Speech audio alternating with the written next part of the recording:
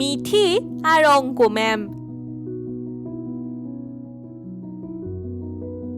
আজ স্কুল থেকে একটুও বাড়ি যেতে ইচ্ছা করছে না।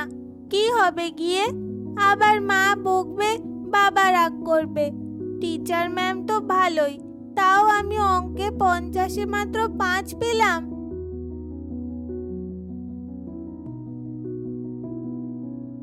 হ্যাঁ দাদা, ছোটটার শরীরটা ভালো নেই, একটু জ্বর এসেছে। আপনি একবার দেখে যান না। মিঠি, এই যে মিঠি, তুই এতক্ষণ ধরে তো ঘুমাস না? তোর কি শরীর খারাপ হলো নাকি? চোখ মুখ কেমন শুকনো লাগছে।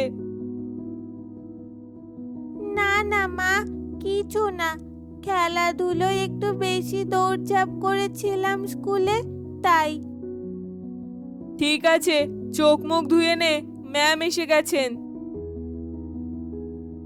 এসো মিঠি, বসো। মুখটা একটু ভালো করে দেখি তো। কি হয়েছে তোমার? কেউ কিছু বলেছে স্কুলে? আরে আরে, কি হলো বলবে তো? এমন করে কাঁদছো কেন? আজ অঙ্ক পরীক্ষার খাতা বেরিয়েছে ম্যাম।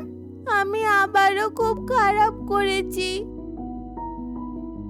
তাহলে আজ তোমায় একটা গল্প শোনাই। গল্প?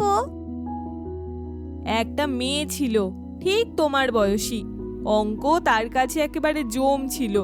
স্বপ্নে দেখতো গসাগু আর ভগ্নাংশের ভূত তাকে তাড়া করছে। একদিন সেই মেয়েটি পড়ল স্বামী বিবেকানন্দের বাণী, ওঠো, জাগো এবং লক্ষ্যে না পৌঁছানো পর্যন্ত থেমো না। সেদিন তার মধ্যে কিছু একটা পাল্টে গেল। সে ধীরে ধীরে অঙ্ককে ভয় না পেয়ে বোঝার চেষ্টা করলো, বারবার চেষ্টা করলো। বাবা মা আর স্কুলের টিচারদের সাহায্য নিল। ধীরে ধীরে অঙ্ক তার কাছে ধরা দিতে লাগলো। শেষ পর্যন্ত সেই মেয়ে অঙ্কে ফুল মার্কস পেল। বলো তো মিঠি, সেই মেয়েটি কে?